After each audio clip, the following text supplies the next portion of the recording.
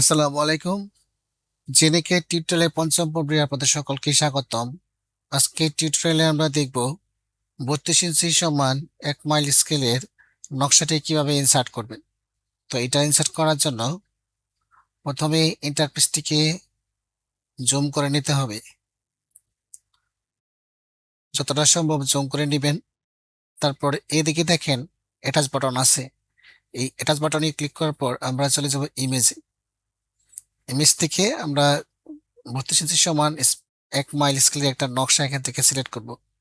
তো নকশাটা কোথায় আছে, যেখানে আপনার নকশাটাকে সেভ করছেন সেইখানে নকশাটাকে রেখে দেবেন। যেমন ধরুন এখন আমি চলে যাব ডকুমেন্টসে, ডকুমেন্টস থেকে 14/12 পারা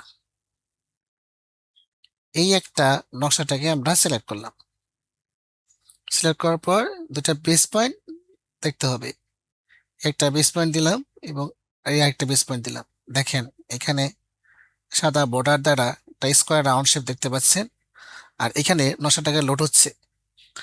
নকশাটা এখানে যদি হাই কোয়ালিটি হয়, এর আগেও বলছি হাই কোয়ালিটি হলে নকশাটিকে লোড হতে সময় নেবে। এখানে 100% হবে এবং 100% কমপ্লিট হওয়ার পর আবারও 100% হবে।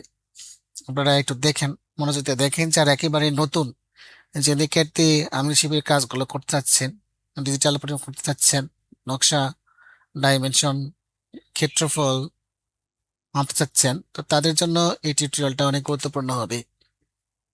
আপনারা মনোযোগ সহকারে একটু ধৈর্য নিয়ে দেখতে হবে।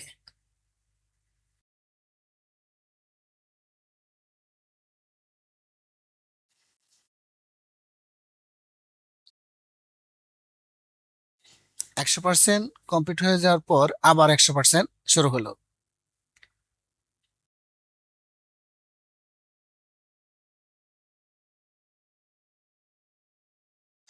দেখেন নকশাটা এখন ইনসার্ট হয়েছে, আর এটা হইতেছে, ও এটা তো 80 ইঞ্চি সমান 1 মাইল স্কেলের নকশা। আচ্ছা সমস্যা নাই, যদি 80 ইঞ্চি 1 মাইল স্কেলের নকশা হয় তাহলে এই প্রত্যেকটা স্কেলে আলাদা আলাদা ভ্যালু আছে। ঠিক আছে, এই নকশাটা এখন সিলেক্ট করতে হবে।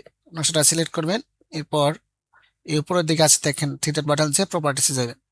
প্রপার্টিসে যায় নিচের দিকে স্কেল থাকবে আগের মতোই, ওই স্কেলের ওইখানে 1 ইঞ্চ একের জায়গায় লিখবেন, যেহেতু 80 সমান 1 মাইল স্কেল নকশা, তাহলে এখানে এটা আমার লিখতে হবে, এই এক কেটে দিয়ে এখানে আমার লিখতে হবে 792, ডান দিয়ে দিবেন।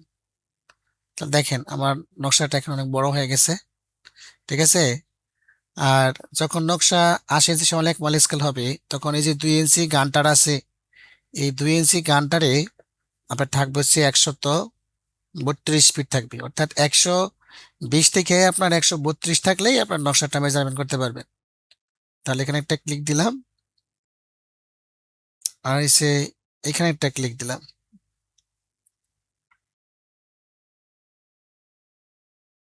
এই দেখেন আমার এখানে আছে হচ্ছে 129 ফিট, আমার এখানে আছে 129 ফিট 7 ইঞ্চি, অর্থাৎ নকশাটা আমার মেজারমেন্টের জন্য ঠিক আছে। তো এইভাবেই আপনারা জেনে কেটে নকশা সেট করবেন, এবং ওই 64 ইঞ্চি 32 ইঞ্চি একবারে সেম পদ্ধতিতে। ঠিক আছে, তো 32 ইঞ্চি হলে আপনারা ওই একের জায়গায় লিখবেন হচ্ছে 1980। ধন্যবাদ সবাইকে, দেখা হবে আগামী টিউটোরিয়ালে।